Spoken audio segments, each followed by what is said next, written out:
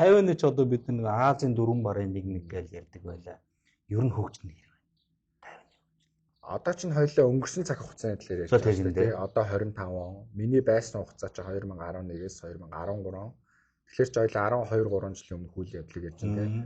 Тэр үед л ер нь л шал өөр байсан шүү дээ. Анх очиж үзэхэд бол тэр техник технологийн хөгжил бид нар бүгдээрээ сайн мэднэ нөгөө Азийн хамгийн том дэлхийн хамгийн том чипний үйлдвэрлэл чинь нөгөө алдар Тайванд байгаа шүү дээ. Тэрнээсээ бүх одоо энэ дэлхийн том электрон барааны одоо энэ брэндүүд хамааралтай байдаг тийм өөр. Тэгээ бас нэг сонирхолтой факт байгаа.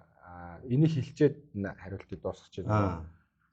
Dell-гээд Америкийн алдартай брэнд байдаг. За. Тэрийг Тайванд болон их газрын хятад огсордог байсан. За. Их газрын хятадууд Тайванчууд одоо энэ Acer Asus гэдэг нэг Тайваны брэнд байна. Тийм. Дэлхийд дээр борлуулалтаараа Dell-ээс илүү байдаг шүү дээ. Оо тийм үү. Тийм. Тэгэхээр нэмэрхүү жишээнүүдийг харахад тэр улс орны хөгжил ямар вэ гэдэг нь зөвхөн Аздаа биш байгаа зү тийм.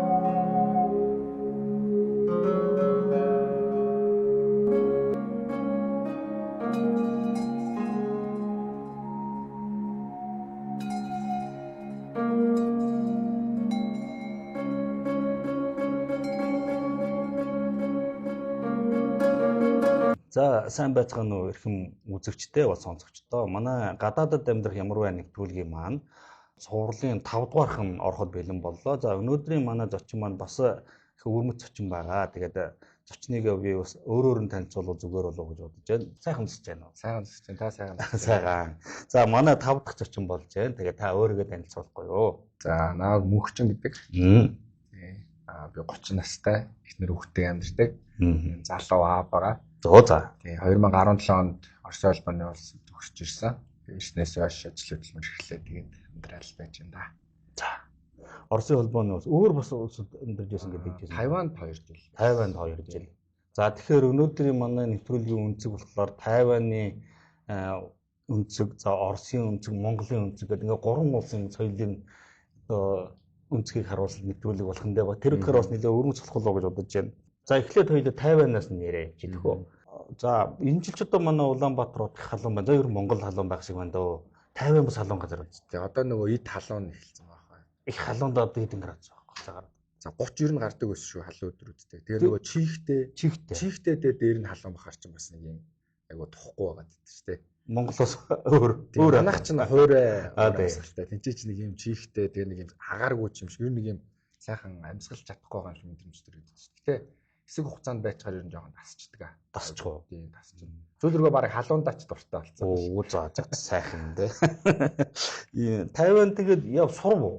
Тэгээ сурсан гүйцээж сурч чадаагүй. Уг нь бол чигтийнхэн том сургууль сурч ирсэн. Тайваны улсын сургууль хуулийн ангид. Оо за. Нөгөө хөтөлбөрөө анханасаа сонгохдоо шууд хятад тал дээр сонгоцсон. Нөгөө хэлний бэлтгэл явахгүйгээр тэгээд нэг жоохон тийм сонголтын алдаа болсон юм байгаа. Гэтэ яг хуу нэг харамсдаг юм уу тэгээд очиод юм үзснээс анх удаага гадаад явж 17 настай л явж байгаа штэ. Оо бүр жоохон тий 10 жилээ дөнгөж төгсөөл. За. Тийм тэгэхээр ер нь бол одоо эргээд харахад бол нөгөө хичээлхээс илүү тэнцээ очиж аягүй олон зүйлтэй шинээр танилцсан байгаа байхгүй тий. Тийм байна тий. Өөдөр чинь тэгээд бас нэг боловсрол шүү дээ тийм хичээл ойлгоод байгаа. Тийм шүү дээ тий. Юу юм уу? Тайванд чухал чинь за хятад хэлнээс гадна англи хэл гайгүй байх уу? Яах вэ? Англи хэлээ тайванчууд ер нь нэлээд сайн англи хэлтэй залуучууд нь ялангуяа. Тэгээд гэтээ хятадуудад нэг онцлог байдаг шүү дээ. За ярих гэхлээр жоохон тиймэрхүү. Яг нөгөө юм бичгийн хэлэндээ айгуу сайн асууджтэй тий. Өөрснөө хүүхэд байхад байдаг. Хан зөчөө сурцсан болохоор шүү дээ юм уу. Бичгийн хэлэндээ айгуу сайн шүү дээ. Яриандаа бол маш сайнууд нь байгаа. Тэгээд яг хөө нийтлэг ажиглагддаг зүйл юм. За. Гэхдээ би ч одоо юуг нь мэдвүдээ. Яг хөө Тайван тусна ганц нэг удаа явж л байсан. Зүгээр Тайван гэдэг тэнгүүд миний толгойд ерөөс 2 3 юм бодогдоод байна да. Хамгийн дөрөнд Хятад Тайван хоёр чинь нэг байнгын асуудалтай байдаг. Тийм ахтар асуудал. Улс төрийн асуудалтай байдаг. Ер нь яг ингээд Тайван хүмүүс нь яг энэ асуудал дээр ямархуу бодолтой байдаг юм бол зүгээр өөрөө чинь одоо эргэн тойронд байсан Тайван хүмүүс ер нь ямархуу байдаг. За, ер нь бол яг тэгж энэ сэдвэр тэгж тухтай дүүрөнд амьдардаг залуучуудтайгаа ч юм уу ярьж үзээгүй. За зүгээр таамаглал ер нь Тайван улс өөрөө залуучууд нь ер нь хүн ард нь одоо нөгөө хөгжлөөр ярил одоо нөгөө хүн хөгжилтэй орн гэж ярьдаг юм да тий. Одоо жишээлбэл ядуурлын түвшин хамгийн бага орнуудын нэг байхгүй юу? Хүн болгон ажилтай. Орос үгэл орж ирээд байна л да. Человек капитал гэдэг Тайваны хөгжлийн угаасаа суурин тэр байхгүй юу? Хүн капиталтай буюу хүн болгон ажилтай орлоготой мэдлэгтэй тэр миний бодлоор хүн болгон тэр нэг улс төрийн мэдлэг мэдээлэл аягүй сайн байдаг баха. Яг хуу гадны хүнтэй шууд тэгж нээлттэй ярихгүй ч гэсэн дотроо аягүй сайн мэдж байгаа. Миний нэг санаж байгаа тохиолдолоор жишээлбэл нөгөө эмэгтэй ерөнхийлөгчөө сонгохдоо бас хүн дээрээ зөв сонголтоо хийж чадчихсан шүү дээ. Одоо зөв юм уу буруу юм уу те. Нэг сонсогч нар бас хоёр талаас яг нэг хүн капитал гэдэг бол надад аягүй их гоё бодогдож байна да. Яг тэгэхээр яг миний дараагийн орох гэж байгаа ярианы үнцэг бол яг л энэ рүү орох гэдэг. Манайд Монголын хүн капитал гэж ярих гэдэг. За хоёулаа эхлээд Тайваныхаа яриаг дуусгая. Тайван нэгэн төрөө ярьлаа хүн капитал гэж ярьлаа. Тайваны ч одоо бид нэг Азийн дөрвөн барын нэг гэж ярьдаг байлаа. Ер нь хөгжнө гэх юм. Одоо ч хоёулаа өнгөрсөн цаг хугацааны талаар ярьж байна тийм. Одоо 25 он. Миний байсан хугацаа чи 2011-ээс 2013. Тэгэхээр ч хоёулаа 12 3 жилийн өмнө хүл явдлыг ярьж байна тийм. Тэр үед л ер нь шал өөр байсан шүү дээ. Анх очиж үсгэд бол тэр техник технологийн хөгжил бид нар бүгдээрээ сайн мэднэ нөгөө Азийн хамгийн том дэлхийн хамгийн том чипний үйлдвэрлэл чинь нөгөө алдар Тайванд байгаа шүү дээ. Тэрнээсээ бүх одоо энэ дэлхийн том электрон барааны одоо энэ брэндүүд хамааралтай байдаг тийм. Тэгээ бас нэг сонирхолтой факт байгаа. Энийг хэлчихэд хариултыг дуусгах чинь. Дээлгээд Америкийн алдартай брэнд байдаг. За. Тэрийг Тайванд болон их газрын хятад огсордог байсан. За. Их газрын хятадууд Тайванчууд одоо энэ Acer Asus гэдэг Тайваны брэнд байна. Тийм. Дэлхийд дээр борлуулалтаараа дээлээсээ илүү байдаг шүү дээ. Оо тийм үү. Тийм. Тэгэхээр нэмэрхүү жишээнүүдийг харахад тэр улс орны хөгжил ямар вэ гэдэг юм зөвхөн Азтаа биш байгаа зү дээ. Тэгэхээр даяар нэлээ. Хүмүүсийн аж амьдрал нь юу нэр байх вэ? Аж амьдрал гэж ярих юм бол надад хамгийн түрүүнд соёл санаанд орж байна. Ер нь нөгөө би түүх тийм сайн мэдэхгүй л дээ. Уг нь олон улсын харилцааны хөгжилтэй ичмээр би сайн зовоод тийм. Гэхдээ зөөр нөө ерөнхий угаасаа фактор бол Тайванч их соёлтой асуудал шүү дээ. Энэ бол газрын институттай харьцуулахад тий.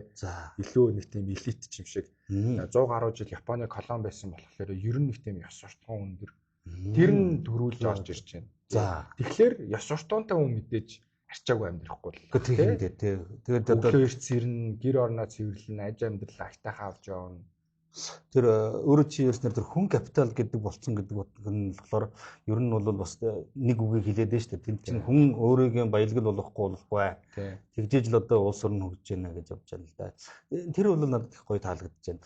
За дараад нь бол бас одоо нэг өнцөг нь юу гэхээр дараад нь Оросын холбооны улсад сурсан тийм ээ. За Оросын хаан яаж сурав? Хэдэн жил сурав гэж. Оросын холбооны улсын Москвад зурлалцсан. Оо за. Москватын гадаад хэргийн яамны харьяа Москвагийн олон улсын харилцааны сургууль гэж байдаг. Оо за 6000 оюутантай тэрний тусгаалсан институт зөвхөн гадаад харилцааны чиглэлээр нөө дипломатуудыг бэлддэг. Оо за уран гоё мэрэгчлэр сурч байна. Тэнд би 4 жил сурсан. Тэгээ хэрвээ мэрэгчлэрээ ажилласан бол одоо нөгөө гадаад хэргийн яамд гадаашаа мэрэгчлэн тэгээд бүр цаашлах хэрвээ сайн ажиллавал нөгөө гадагшаа элчин сайдын яам, консулын газруудад уг нь ажиллах боломжтой. Тийм мэрэгчлээс. Сайн байна уу? Танд дуудлага ирлээ. Зуны 6-аатай өдрүүд эхэлж та гэр бүл найз нөхдөөрөө аялах гэж байна уу? Тэгвэл анхаарлаа нааш нь хандуулаарай. Урт зам туулж зорьсон газар та хүрэхийн тулд бидэнд дуу хөгжим, танин мэдгүй нэвтрүүлэг яахын аргагүй ханиулдаг шүү дээ. Харамсалтай нь хотын хонхроос гараад FM радиогод тасардаг. Харин энэ үед манай Sky Live радио танд ханиулах болно. Манай радиогийн 24/7 явдаг эфирийн дуу хөгжим, танин мэдгүй нэвтрүүлгүүдийг та бөмбөрцгийн хаанаас ч сонсох боломжтой. Дууны өндөр чанар дууралтайгаар гар утас болон автомашиныхаа хөгжимдөр сонсож байна. Монголын анхны интернет радиог татах зааврыг танд хүргэж байна. Та гар утас болон автомашиныхаа Android хөрөмжийн Play Store дээр Listen to My Radio гэж хайгаад аппликейшнаа суулгана. Аппликейшн сууцны дараа хайлт хэсэг дээр SR Mongolia гэж хайгаарай. Хэсэг хүлээсний дараа манай радио явж эхэлнэ. Сэтгэлд хүрсэн бүх цаг үеийн хит дуунууд, танин мэдхийн болон хөгжилтэй гоё нэвтрүүлгүүд явж байгаа шүү. Бас дата хэрэг зарцуулах вэ гэж юу? Санаа зовох хэрэггүй. Маш бага зарцуулагддаг. Алдах юу вэ? Хідүүлийн нэг туршаад үзэх үү? Ингээд та бидэнтэй нэгдлээ. Алтан шар зам нь үлдээтэй сайхан байгээ. Та сайхан аялаарай.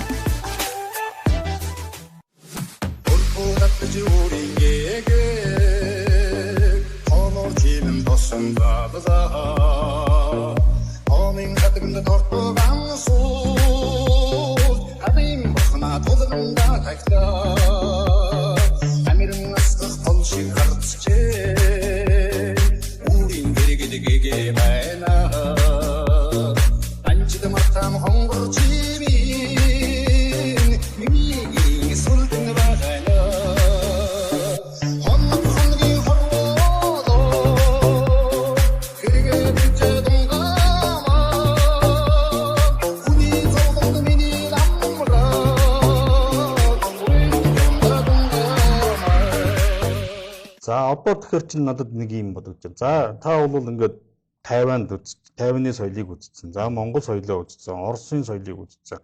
За Тайван, Орос хоёрын ялгаа нь юу вэ? Эндээс л одоо их гоё юм гарна да. Анх очисон сэтгэл маань надад их тод үлдсэн. За энэ нөгөө доромжилж муухагаар хэлж байгаа юм шүү. За гэтээ нөгөө цаг хугацааны хувьд ингээд нэг өнгөрсөн цаг хугацаанд очисон юм шиг мэдрэмж төрж ирсэн. Тийм үү? Би айгүй тод санддаг. Тэрийг яагаад тэгэхээр нөгөө багш нарын өрөө гэж байдаг шүү дээ. Хичээлийн эрхлэгч нар Орсон ч нэг яг л нэг юм хуучны модон мэйбэл тогтоол тий. Яг тийм мэдрэмж төрсөн ингээд айгүй нөгөө тэр техник технологийн өндөр хөгжилтэй лаг оронд 2 жил байжгаад Оросд очсон чинь тэр ерөнхийд нэг юм хүмүүсийн харилцаа хандлагын тэр байгаа байдал их тийм цаг хугацааг ухраагаа цаг хугацаараа хийсэн юм шиг мэдрэмж. Бараг л нэг юм социализмын дэв маягийн урамсар мэдрэмж тийм юм. Би яг тэр нэг модон мэйбэл ерөөсөө санаанаас гардаг. Яг л их юм хуучны одоо нэг юм кинонод байдаг шүү дээ тий.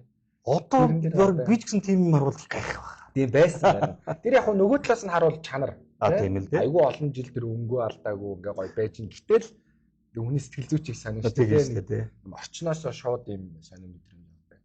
Тийм үү. За тэгээд ер нь Оросд сурах ер нь ямар хөө байсан? Одоо тэгээд хүмүүсийн хандлага нь өөр чинь ямар хөө мэдрэгдэж байв, Тайвантай харьцуулахад гэл ингээд соёл нь ямар байсан, эд чуух нь гэл ингээд. За Оросд суралцах ер нь Оросын холбооны бас аль зөвлөлт холбоод бас байхын боловсрлоор сайн штэ тий. Хуучны нэг юм Америк гэлөө Австралийн бичлэг байдаг байхгүй юу? За гудамжин залуучуудаас асуудаг байхгүй юу? За та аль орны хэлийг сурмаар байна гэдэг чинь Герман, Франц, Орос гэдэг. Тэр асуултанд хариулж байгаа 10 хүний баг 7-8 нь Орос гэж ярьдаг. 20 дугаар зуунд ч Оросчийг хүч хэрэгтэй байлгүй штэ. Тэгсэн. Тэр ирээрээ яг хуу тэр инерцээрээ ч юм уу Оросын холбооны улсын боловсрлол надад бол аюул юм шиг санагддаг. Тэр чинь хичнээн их судалгааны байгууллага, институттэй тэр шинжилгээ ухааны салбарын нь том бүтц нь өөрөө хэрвэлээ яаж хоорондоо хамтарч ажилладаг үлээ гэдэг ч юм уу. Тэр утгаараа ер нь Оросын боловсрол их сайн бахал би хувьдаа дүгнэдэг. За тэгээд бол Оросын холбооны улсууд сургуулиуд өгөөд. За одоо хоёулаа Тайван сурчлаа. За Оросын холбооны улсад сурчлаа. За Монголд ирлээ. За Монголын нөхцөл байдал ямар хөө байв та? Ямар хөө дүр зураг өөрөө зөвлөж авав? 2-3 орон дамжаад одоо сургуулаад сураад ажиллаад байна. Монголд амьдрах арга ухааныг одоо Харвард ч зааж чадахгүй гэдэг ба шүү дээ. Хуучны энэ нөгөө яг хуучны нэг 7-8 жилийн өмнөх сошиал ертөнцийн зэрэгэний чөлөө үг баггүй. Тийм Монголд амьдрах бол ер нь чанга шүү дээ. Бас тийм амархан биш шүү дээ. Тийм тийм. Ингээ хоёр гараа тосоод ингээ өлгийдэж авахгүй байгаа шүү дээ. Тэр нь бол яг нэг талтай тийм нөгөө талтай бас болж үтж байгаа ч зөндөө юмнууд байгаа. Одоо өрхийн имлэгч гэдэг юм уу. Манад үн төлбөргүй зүйлс аягүй олон байдаг шүү дээ. Ерөнхийд нь яг базаа дэлгэрүүлгээд сорилттой гэх юм уу? Тэгжил хариулах юм тийм. Сорилттой, сонирхолтой шүү дээ бас. Одоо тэгээд юу хийж амьдрэж байна? Одоо би өнгөрсөн оны 10 сараас эхлээд бүтэн цагийн ажил ерөн тасралтгүй нэг 7-8 жил хийсэн.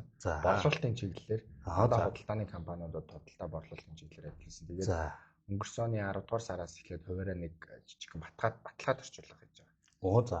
Тий. Орчуулга гэхээр одоо ямар хэл дээр орчуулах вэ? За маах нэг Орос, Англи, Турк, Хятад гэх мэтчлэн 9 хүртэлх гадаад хэлээр 9 хүртэлх. Тий. Хүргэлттэй нэг нүүр байсан ч гэсэн хүргэн. Чанаас чамаагүй задлагаал ер нь орчуулга онлайнаар хэлгээл тийм хүргээд өгч байгаа. Манай монголчууд тэгээд ер нь за орчуулагч яг хэрэгтэй хийвэл хэрэг одоо таных руу хандаж одоо орчуулга хийлгэх үү? Ер нь одоо зах зээлд хэр нэвтрэлттэй байна. Зөндөө олон орчуулгын төвчөө байдаг л да миний мэдгэн барилгын талбай дээр нэг баахан байдаг орчуулгын төвчөө тий. Би үл тэгж л одоо багцаад байна. Манайх юу яаж байгаа зах зээлийн хэмжиж мэдэхгүй байгаа. Огт судалгаа хийгээгүй, зах зээлийн судалгаа хийж мэдэхгүй байгаа. Өөрснийгөө ч гэсэн хэмжиж мэдэхгүй байгаа. Нэг уг маркет шеэр тэгээд зах зээлийн судалгаа хийх хэрэгтэй багтаа. Тэргээ яг үнэлж чадахгүй байгаа. Уг нь хүсэл бол байгаа, шаардлагатай гэдэг мэдж байгаа. Гэхдээ бид нар нэг одоохондоо хоёулаа хийж байгаа. За. Тий. Бүтэн цагийн ажил хийдэг байсан орлоос бол нэг 2-3 их юм гайгүй. Гомдлохгүй болохоор нэг тэгж тийм л судалгаа бодлогоор орохгүй. Нөгөөх юм даа ингээ сэтгэл бодоод байгаа юм байна тий. За. Яг уу зүгээр юу яаж л байна л да. Би бол ингээд манай улсын нийгэм эдийн засгийн тогтолцооны талаар өөрөө чинь байр суурийг бас сонсё доо гэсэн бодлол төрж байна. Яг тэгэхээр Тайваны ажимдрлыг үзсэн, Оросын албаны улсын ажимдрлыг үзсэн, за Монголын нөхцөл байдлаа үзсэн. Тэгээ энэ дундаа бас цагийн ажлыг хийж үзэж байна, хувийн бизнесийг хийж үзэж байна. Одоо эндээс ингээд манай эдийн засаг өөрөө чинь манай улсын хөгжил, нийгэм эдийн засгийн байдал өөрөө чинь өнцгөр юмгүй харагдаж байна. Одоо сая чинь бид нар чинь цүнхнээс болоод алдцлаа шүү дээ. Хаварж ингээ. Иймх замбраагүй болоо ер нь нэг тийм зорилгогүй, төлөвлөгөөгүй те. Нэг юм сошиалар л ажил амьдрал нь явдаг те. Эрх мэдлэгнүүд нэг юм сошиалар нэг сэдвэхээр тэрийг үлгэж авч ач холбогдлоо гэж хийгээл те. Ер нь замбраагүй тэгэл нэг юм сонгуулийн хооронд л нэг яваад байгаа юм болоо да. Хүн болгонд нэг тийм гоё ойлгомжтой хүлээлт ер нь байхгүй шүү дээ те. Хизээ бидний ажендрлыг сайжруулж гэдэг юм уу. Наад тийм жоохон замбраагүй ойлгомжгүй таавар маягийн л юм яадаг шүү дээ. Бас илгөө байгалийн гам шиг болчихгүй байх тий. Гоё байршилтай болохоор. За тийм л баг та нэрээ. Бизнес хийхэд бол хэцүү байна уу? Манад дээр тулгарч байгаа одоо нэг асуудал үл нөөтийн өрөндөл шууд орчт юм байна. Оо яа. Тэгээ баримт хэвлж өгвөл тэрийг шууд тэр дорн төлж ихээр жоох асуудалтай. Би нэг өөр газар зочлын подкаст орохдоо бас хэлж исэн юм аа. За. Оросын албаны улсад жишээлбэл тийм нэг хөтөлбөр байдаг. За. Гарааны бизнес эрхлэгчдэд эхний 3 жил нөгөө татварын хөнгөлөлт үзүүлдэг. Энэний олон оронд л байдаг юм байл л дээ. Зөвхөн татварын хөшүүрэг. Өөрөөр хэлбэл одоо би өнөөдөр 2 сая төгрөг төлөх нь чухал юм уу? 3 жилийн дараа магадгүй 20 сая төлөх нь чухал юм уу те.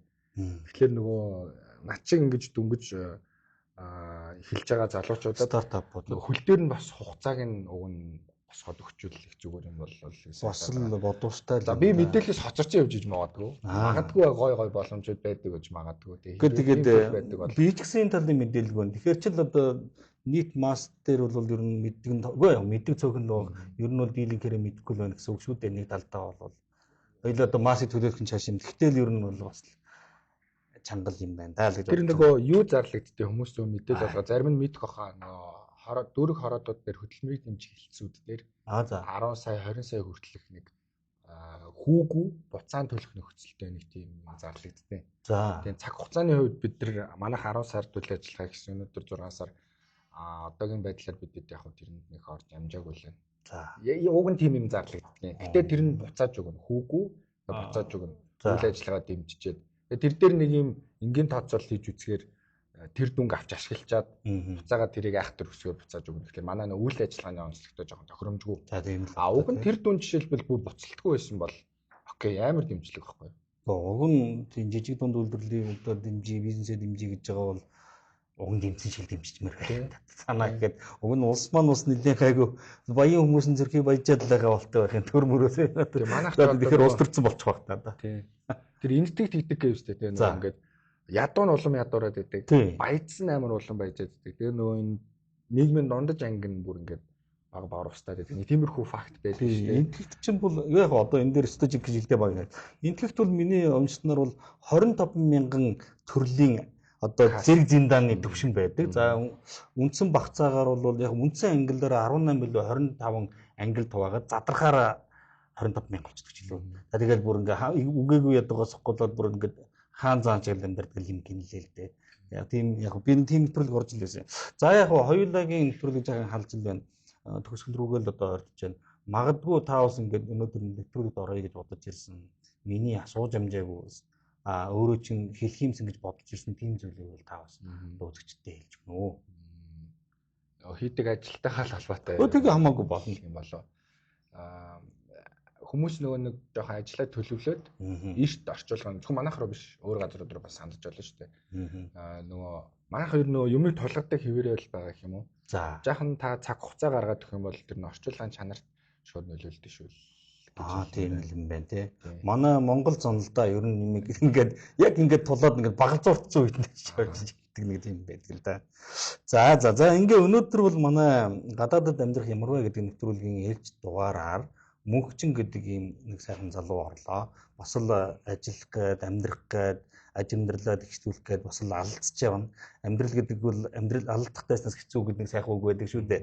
Тэгээд стожингийн Монголын бизнесийн тэр нэг их давалгаан дунд хөлөө олдол өөрийн гэсэн жижиг заваа босгоол одоо тэмжиж байгаа ийм нэг залуу оролцлоо. Тэгээд хэрвээ та бүгд манай нэвтрүүлгийг сонсож байгаа бол бас subscribe дараарай, лайк дараарай. Манай монголчууд нэг харамчаа дарахгүй шүү дээ. Тэгээд дараарай гэвэл дарахгүй төлөө үздэг. Тэгээд тийм хэрэггүй. Тэгээд та нараас бол алдах юм байхгүй. Харин бид нэр уран бүтээл хийж байгаа бидний хувьд бол эн чинь маш тийм сэтгэл зүйн тийм болд юм шүү. За хоёрдугаарт бол манай мөнхчин гэдэг энэ залуу. За бид нар бол нэвтрүүлгийн доор бол хаягийн нуцны дугаарыг тавина. Бас дэмжээрэй. Манай монголчууд маань бие бинийгээ дэмжээд явах юм бол уг нь бас болохгүй юм байхгүй шүү дээ, тийм ээ. Ер нь бол одоо дэлхийн нийтээр бол бие бинийгээ дэмжиж гэдэг тийм чиг хандлага руу орж байгаа гэж би харж явдаг. Тэр утгаараа бол биднэрт бол ерөөсөө тэгэх юм бол манай монголчууд хурдан нэгдэж чаддаг юм байна даа л гэж би хардаг. За тэгээд манай урилгыг хүлээн авч өнөөдрийн нэвтрүүлэгт оролцсон мөнхчөндөө баярлалаа. Сайхан наадаарай. Баярлалаа. Маш их. Баярлалаа. За тэгээд ажилд нь амжилт хүсье. Баярлалаа. За ингээд үзэгчид минь та бүгд маань ч гэсэн сайхан наадаарай. Манай өнөөдрийн нэвтрүүлэг маань бас яг баярын үе наадмын амралтын өдрүүдээр та бүгдийн сонирх төрөх баха. Тэгээд та бүгд маань ч гэсэн сайхан наадаа, сайхан амраараа. Монголын зун чинь нэг олон сар үргэлжилдэг шүү дээ. За бараг нариндаа бол нэг сар гарan үргэлжлээл тэгэл ерөнхийдөө нэг намрын сэрүү дотоол ингээл бужигчтгэл юм байгаа юм да. За тэгээд дараагийн нэвтрүүлгээр уулзъя. Баярлалаа. Баяр таа.